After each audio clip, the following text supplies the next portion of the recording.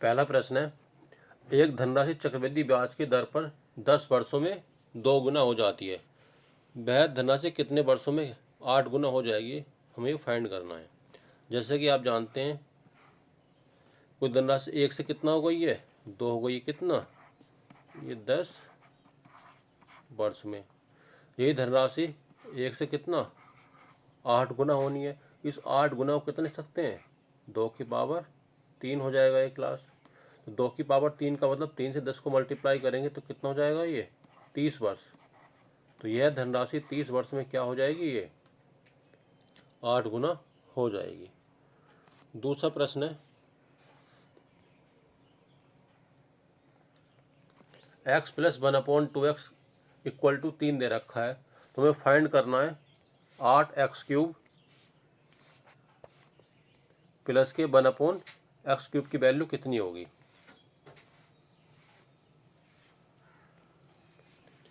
तो देखिए, सबसे पहले यहाँ पर कितना है, 8x³ है, यानी यहाँ पर 2 होगा ये हमारा, तो 2 की क्यूब करी हुई जब तो 8 बना हुआ।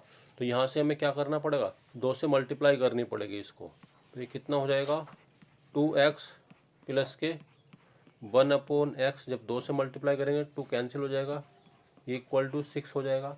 इसका क्यूब कर देंगे, जब क्यूब करेंगे तो ये कितना हो जाएगा, 8x³ प्लस के 1/x³ प्लस के 3,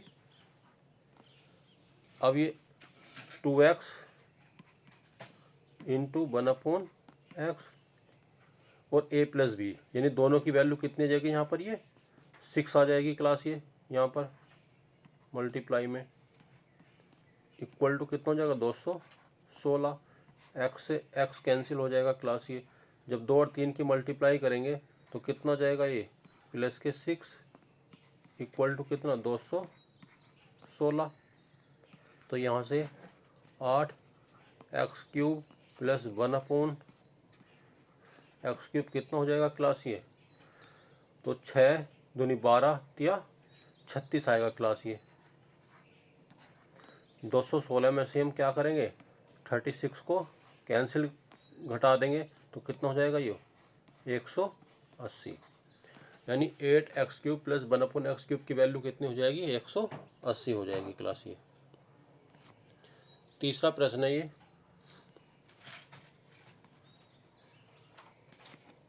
120 सेब है, 240 संतरे हैं, 150 नाशपाती कंटेनर में इस तरह से पैक किया जाता है कि प्रत्येक कंटेनर में फलों की संख्या बराबर होती है।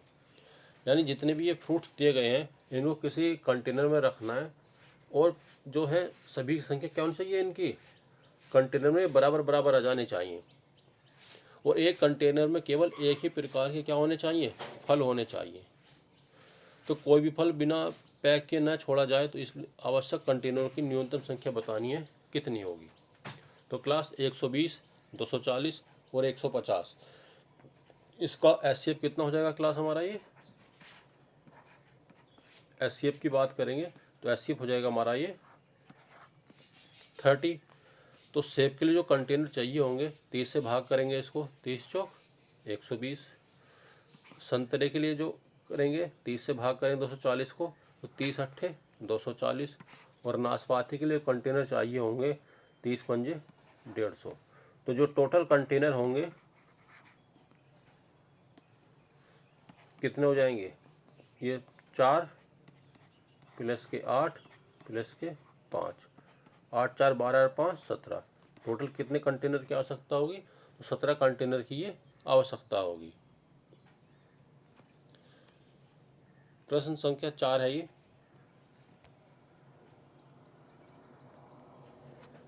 यदि अल्फा और बीटा द्विघात समीकरण ax² माइनस के bx प्लस c के मूल है, जहाँ abc स्थिरांक है, a नोट इक्वल टू 0, तो 1/अल्फा प्लस 1/बीटा का मान कितना होगा, ये हमें फाइंड करना है। देखिए, इस इक्वेशन को अगर हम ax² प्लस के bx plus c equal to 0 दिया हुआ है, यहाँ पर मूलों का योग कितना हो जाएगा, यानी अल्फा प्लस बीटा कितना होता है, माइनस के कितना होता है, ये एक्स का गुणांक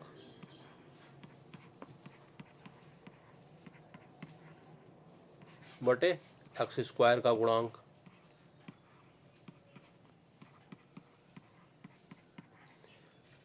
तो इक्वेशन में एक्स का गुणांक कितना है माइनस के बी अपॉन एक्स स्क्वायर का गुणांक कितना हो जाएगा, ए हो जाएगा। तो ये कितना हो जाएगा, बी अपॉन ए।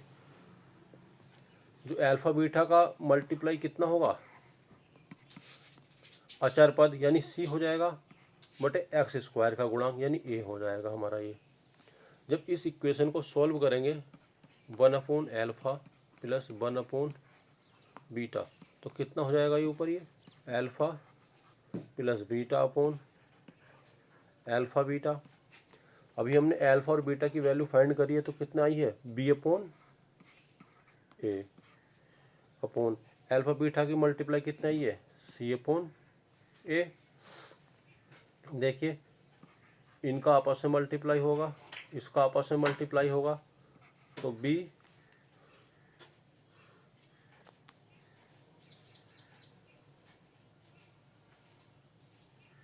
इसको कितना लिख सकते हैं हम, ये इक्वल टू कितना हो जाएगा, ये B multiply A upon A multiply C. ए से ए कैंसिल हो जाएगा, यहाँ पर कितना जाएगा, ये बी अपॉन सी।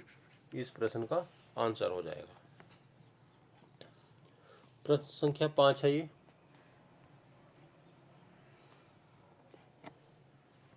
त्रिभुज एबीसी में भुजा एबी और एसी को क्रमशः डी और ई तक बढ़ाया गया है। कोई त्रिभुज है एबीसी,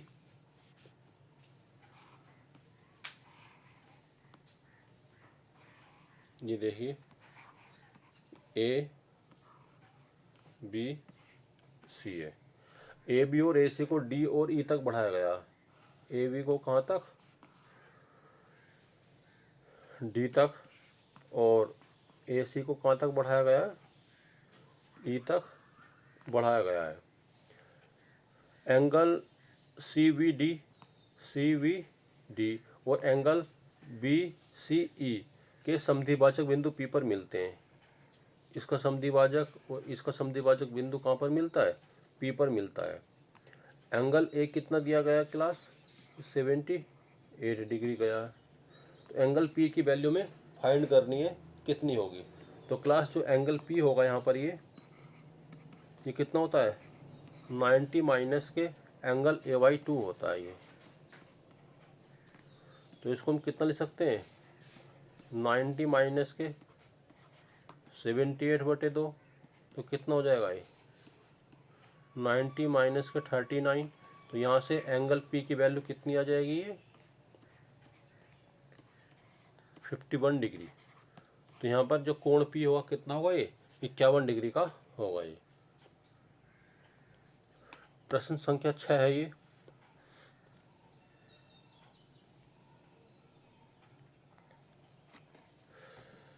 देखिए एक जो सर्किल है वृत्त दे रखा है, उसकी त्रिज्या कितनी है, 4 सेंटीमीटर है, और उसे केंद्रक के निर्देशांक कितने दे रखे हैं, 1 और -2 गिवन है। तो हमें वृत्त की समीकरण बतानी है। तो क्लास वृत्त की जो इक्वेशन होती है, x माइनस के h का होल स्क्वायर प्लस के y माइनस के k का whole square equal to R square. ये तो हमारा आर हो जाएगा। और ये वृत्त के जो केंद्रक होते हैं वो h कोमा के होता है। यहाँ पर h की वैल्यू 1 है, k की वैल्यू कितनी है, ये -2 है। इसको हम इस इक्वेशन में रख के सॉल्व करेंगे। तो ये x माइनस के h की वैल्यू 1, इसका होल स्क्वायर कर देंगे प्लस के y माइनस के ये -2 है, इसका होल स्क्वायर कर देंगे इक्वल टू कितना आ जाएगा क्लास, ये r की वैल्यू कितनी है 4, इसका भी हम क्या करेंगे स्क्वायर। यहाँ से कितना हो जाएगा, ये x स्क्वायर प्लस के 1 माइनस के 2x इक्वल टू इसको करेंगे y स्क्वायर, तो कितना हो जाएगा प्लस के 2 दूनी 4। और फिर कितना हो जाएगा ये प्लस की माइनस माइनस प्लस हो जाएगा ये। तो 4 दूनी 2 दूनी 4 वाई हो जाएगा क्लास ये।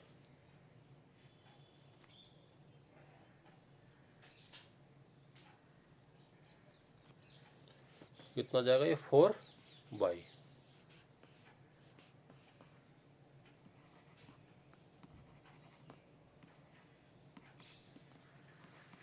इक्वल टू ये 16 हो जाएगा क्लास, यानी एक्स स्क्वायर माइनस के 2x माइनस के 4y प्लस के वाई स्क्वायर इक्वल टू, देखिए ये कितना है यहाँ पर, एक तो ये है और 4 ये है 5। इसको इधर जाके घटाएंगे तो कितना हो जाएगा क्लास ये, यहाँ पर ये 11 हो जाएगा। यानी X square Y square minus के 2x और प्लस के 4y इक्वल टू 11 क्या होगा ये, इस वृत्त की क्या होगी ये इक्वेशन होगी ये। प्रश्न संख्या 7 है ये।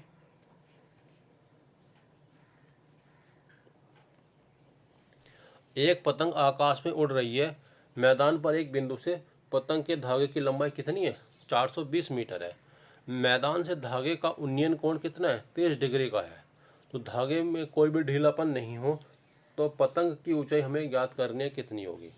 क्लास देखिए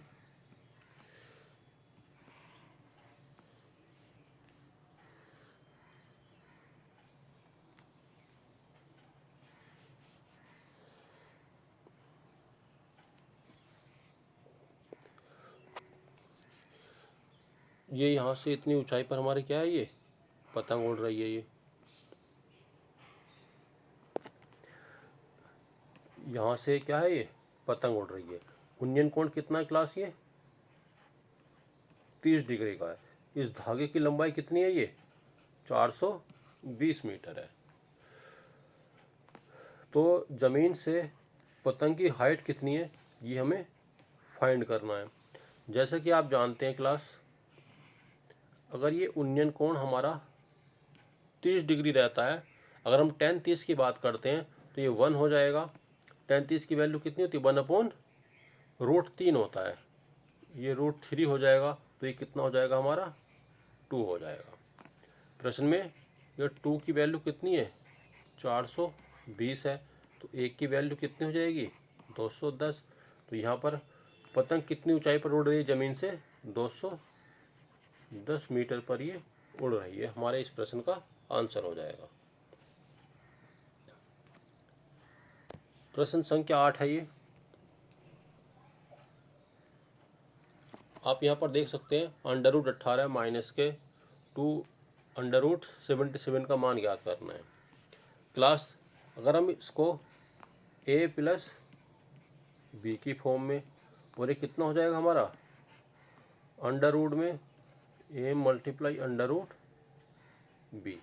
तो ऐसी वैल्यू क्या हो सकती है इसकी, 11 और 7 हो सकती हैं ये वाली हमारी। तो कितना लिख सकते हैं हम इसको, √11 प्लस के √7।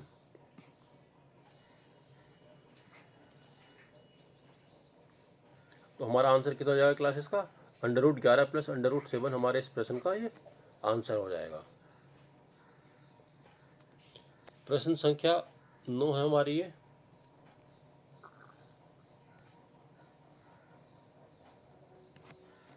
यदि आंकड़े 59, 62, 55, x प्लस 2, 72, 85 और 94 की माध्यिका कितनी है, 69 है, तो x का मान हमें बताना है कितना होगा। क्लास यहाँ पे कितने पद हैं, ये 1 2 3 4 5 6 7 8 पद हैं ये। जब 8 पद दिए हुए हैं तो माध्यिका कितनी होती है क्लास, बीच वाले 2 पदों का योग क्या कहलाती है, माध्यिका कहलाती है। तो 69 किसके इक्वल होगा, ये x प्लस 2/2 की इक्वल होगा। ये 2 से इसको कितना हो जाएगा, ये 69 इक्वल टू ये 2x, तो यहाँ पर x बचेगा प्लस के 1, तो हमारा x की वैल्यू कितनी हो जाएगी क्लास, ये 68, जो हमारे इस प्रश्न का आंसर होगा। जब भी पदों की संख्या सम दे रखी है तो हमारा बीच वाला पद प्लस उससे अगला पद क्या होता है, हमारा माध्यिका होती है, यानी उसको ऐड करके 2 से डिवाइड कर देंगे तो हमारा क्या हो जाएगा, माध्यिका निकल जाएगी। यहाँ पर 8 पद थे तो पहला, दूसरा, तीसरा, चौथा पद और 5वें पद को जोड़ के 2 से डिवाइड कर दो तो ये किसके बराबर होता है, माध्यिका के बराबर होता है। प्रश्न संख्या 10 है ये, k का वहमान क्या होगा जिसके लिए समीकरण 2x प्लस के 2y माइनस के 5 किसके बराबर है, 0 के। 6x प्लस के ky प्लस के 7 बराबर 0। प्रणाली का कोई भी हल नहीं है। देखिए क्लास, यहाँ पर 3 कंडीशन बनती है। एक तो पूछता है कोई भी हल नहीं है, तो इसके लिए हमें क्या करना पड़ता है, A1/A2 इक्वल टू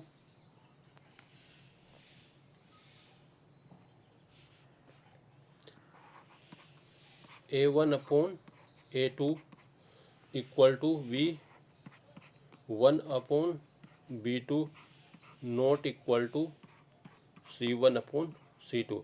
इस कंडीशन को हमें याद रखना है जब प्रश्न में दिया रहेगा कोई भी हल नहीं है। अब हम क्या कर सकते हैं, यहाँ से A1 की वैल्यू कितनी है, 2 हो जाएगी क्लास, और A2 की वैल्यू कितनी हो जाएगी इसमें, ये 6 हो जाएगी, इक्वल टू V1 की वैल्यू, ये भी 2y है ना, तो ये V1 की वैल्यू इधर कितना हो जाएगा, ये k हो जाएगा। तो 2 से 2 कैंसिल, यानी k की वैल्यू कितनी आ जाएगी, 6 आ जाएगी। यानी इस कंडीशन को हमें याद रखना है जब प्रश्न में दिया रहेगा कोई भी हल नहीं है। यहाँ पे पूछ सकता है अद्वितीय हल है, यानी यूनिक सॉल्यूशन के लिए क्या कंडीशन रहेगी हमारी, अद्वितीय हल।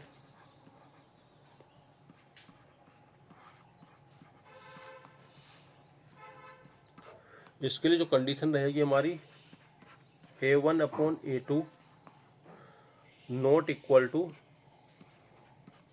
B1/B2। एक कंडीशन और बनती है अनंत हल, यानी इनफाइनाइट सॉल्यूशन।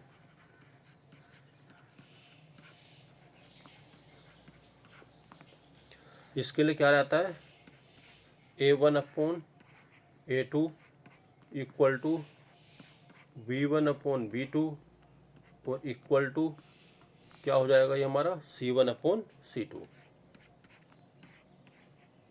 इन 3 कंडीशन को हमें याद रखना है। यानी जब कोई हल नहीं होगा, A1/A2 equal to B1/B2 not equal to C1/C2, ये याद रखना है। अद्वितीय हल के लिए A1/A2 not equal to B1/B2 याद रखना है, और अनंत हल के लिए A1/A2 equal to B1/B2 equal to C1/C2। इन 3 कंडीशन को हमें याद रखना है। यहाँ से प्रश्न जरूर पूछा जाता है।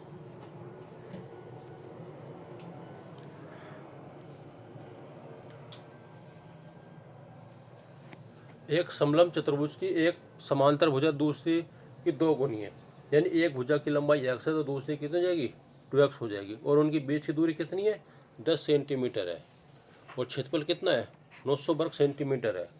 तो समांतर भुजाओं की लंबाई ज्ञात करनी है। देखिए क्लास, ये समलंब चतुर्भुज है, ये A है तो ये 2A गिवन है प्रश्न में, और इनके बीच की दूरी ये कितना दी गई है, 10 सेंटीमीटर। इनका क्षेत्रफल कितना हो जाएगा, 1/2 A plus 2A multiply 10 equal to 900 वर्ग सेंटीमीटर। 2 से 10 कटेगा 5 बार, यहाँ से 3A इक्वल टू कितना हो जाएगा, ये 3 5 दूनी 10 9 दूनी 18 180। तो ए की वैल्यू कितनी हो जाएगी, ये 60 सेंटीमीटर। यानी एक भुजा हमारी 60 सेंटीमीटर की है और दूसरी भुजा कितनी है, 120 सेंटीमीटर की है। हमारे प्रश्न का आंसर हो जाएगा। प्रश्न संख्या 12 है ये,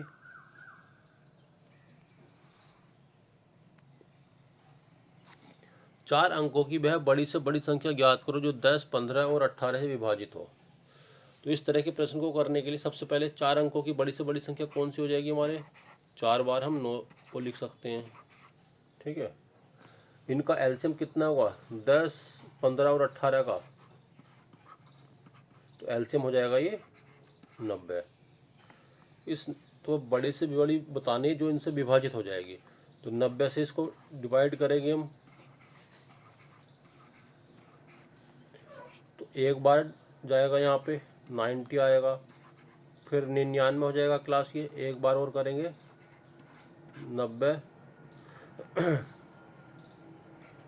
अब कितना बचा क्लास यहाँ पर, ये 99 एक बार जाएगा तो यहाँ कितना बचेगा क्लास, ये 9 शेष बचेगा क्लास। अगर ये 9 शेष ना बचता तो संख्या हमारी पूर्ण रूप से डिवाइड हो जाती है।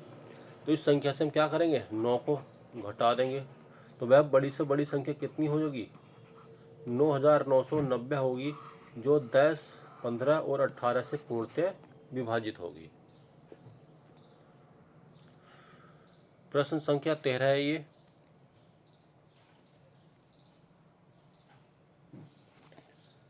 x का मान 3 है, y का मान 4 है, तुम इसके रेशो को बताना कितना होगा। 3 सत्ते 21 प्लस के 4 दूनी 8 हो जाएगा यहाँ पर। ये यहाँ पर 3 सत्ते 21 माइनस के 4 दूनी 8,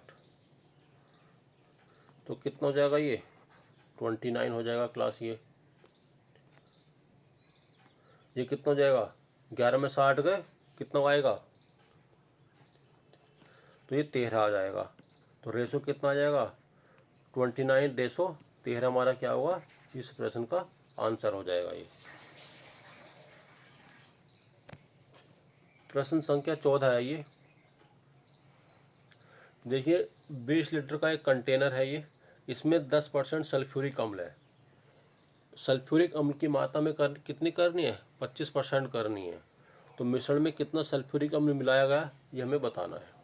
देखिए 10% का मतलब कितना हो जाएगा, ये 20 का 10% 2, अम्ल कितना है, सल्फ्यूरिक अम्ल 2 है, बाकी बचा कितना है ये, इसमें 18। ठीक है क्लास। अब हमें सल्फ्यूरिक अम्ल की मात्रा कितनी करनी है, 25%। 25% का मतलब कितना होता है, 1/4, यानी एक अम्ल है तो बाकी बचा हुआ कितना है हमारे पास, ये 3 बचा हुआ है। ये मात्रा इसमें डाली गई है तो बचा हुआ भाग तो हमारे पास ही बराबर होगा, तो इसको 6 से मल्टीप्लाई करेंगे, तो 1 को 6 से मल्टीप्लाई करेंगे, यानी अम्ल 2 से कितना हो गया, 6 हो गया है। तो कितना अम्ल और मिलाया गया, ये 4 लीटर हमने इसके अंदर अम्ल को और ऐड किया गया है। हमने क्या किया, बचे हुए भाग को बराबर कर लिया, बाकी जो जितना बचा वो हमारा मिलाया गया अम्ल था वो।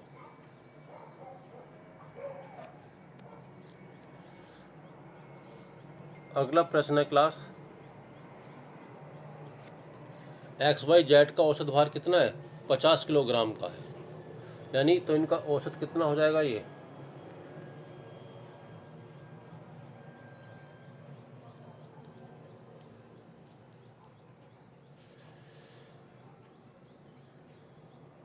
देखिए, तो x plus y plus z का औसत भार कितना है, 50 किलोग्राम है, तो इनका भार कितना हो जाएगा, 50 दिया, ये 150 kg के हो जाएंगे क्लास। और x y का औसत भार कितना है, 44.5 है, तो इनका भार कितना हो जाएगा क्लास, यानी 44 दूनी 88 और 0.5 को मल्टीप्लाई करेंगे 2 से, तो एक और आ जाएगा, ये 89 हो जाएगा। यहाँ पर y प्लस जेड का भार कितना है, 53 किलोग्राम का है, तो 53 दूनी कितना हो जाएगा, 106 और 107 kg के हो जाएंगे क्लास। ये यदि XYZ का भार PQR है, इसको XYZ को कितना ले लिया हम, इन्होंने P मान लिया, इसको Q और इसको R मान लिया है, तो हमें बताना है P plus Q upon R की वैल्यू कितनी होगी, यानी P plus Q 89 upon R की वैल्यू कितनी हो है, आर की वैल्यू यानी हमें जेड की वैल्यू और फाइंड करनी है। यानी 150 में से 89 घटाएंगे तो कितना आ जाएगा हमारा ये, देखिए 150 में से 80 गए, कितना आ गया 70। 70 में से 9 घटाएंगे तो कितना बचेगा क्लास, ये हमारा 61 बचेगा क्लास।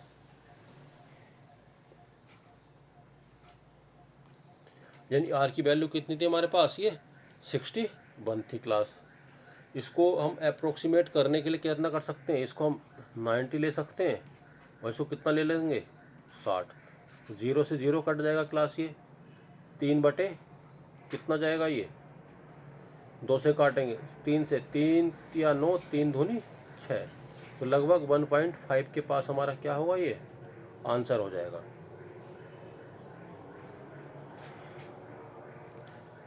प्रश्न संख्या 16 है ये।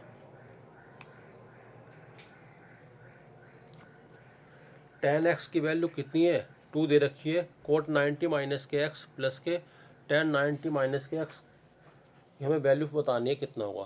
तो क्लास जैसे कि आप जानते हैं कोट 90 माइनस एक्स कितना होता है, ये tan x हो जाएगा ये।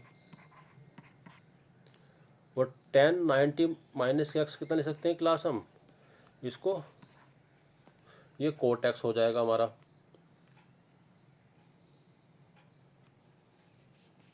tan 90 माइनस एक्स कितना होगा, ये कोट x। tan x की वैल्यू कितनी है, 2 है। कोट x कितना होता है, 1/, tan x होता है तो 2 प्लस के 1/2 हो जाएगा। क्योंकि tan x की वैल्यू कितनी है, ये 2 गिवन है ये।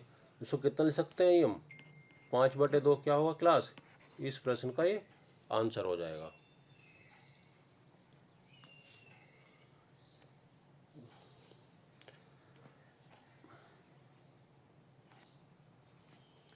एक वृत्त की जीवा ए बी केंद्र पर 80 डिग्री का कोण बनाती है। कोई वृत्त है, देखिए इसकी जीवा कितना केंद्र पर ही 80 डिग्री का कोण बना रही है। जीवा द्वारा परिधि पर समान और स्थिर किसी बिंदु C पर बनाए गए कोण का माप क्या होगा। इसी जीवा के द्वारा इसकी परिधि पर क्या किया गया क्लास, एक कोण बनाया गया है। तो केंद्र पर बना कोण परिधि पर बने कोण क्या होता है, दुगना होता है। अगर ये 80 है तो जो परिधि पर कोण बना हुआ है इसकी माप कितनी हो जाएगी क्लास, ये 40 डिग्री हो जाएगी। ये हमारे प्रश्न का आंसर होगा। आपको याद रखना है परिधि पर बना कोण,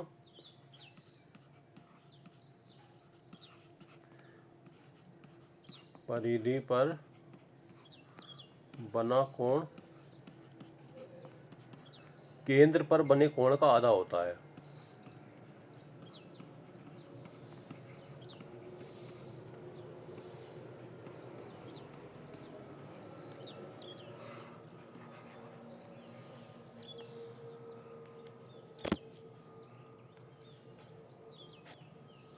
देखिए 35 आदमी एक काम कितने दिन में करते हैं, 8 दिन में कर सकते हैं।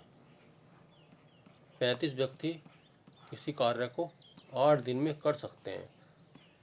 16 आदमी उसी काम का 4 गुना कितने दिन में करेंगे, इस काम का कितना 4 गुना कितने समय में करेंगे। देखिए 8 दूनी 16, 2 से 4 काटेंगे 2 बार तो कितना जाएगा क्लास, ये 70 दिन में इस कार्य को ये सॉल्व करेंगे। क्लास यह वीडियो आपको पसंद आती है तो वीडियो को लाइक कीजिए, सब्सक्राइब कीजिए और शेयर कीजिए।